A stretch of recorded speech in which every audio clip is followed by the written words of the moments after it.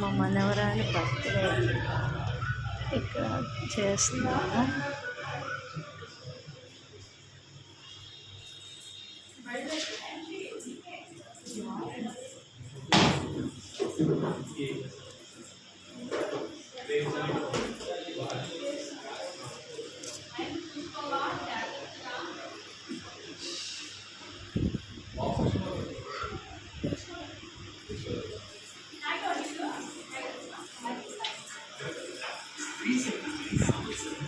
రెట్టింపైన ఆత్మగౌరవం ఒక నిర్ణయం లక్షలాది మహిళలకు మరింత స్వేచ్ఛగా ముందుకు సాగే చూడు మహిళల అభ్యున్నతి కోసం మొదలైన ఈ ప్రయాణం ఈ రోజు ఒక విజయ గాథగా మారింది.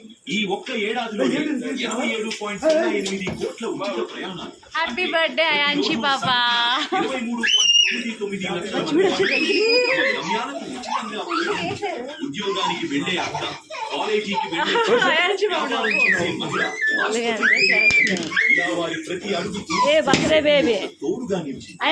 ముఖ్యమంత్రి శ్రీ నారా చంద్రబాబు నాయుడు గారి నాయకత్వంలోని కూటమి ప్రభుత్వం గత ఏడాది 3,095 కోట్లు వెచ్చించింది. మహిళా అడుగు ముందుకు పడితే రాష్ట్రం అడుగు ముందుకు పడింది.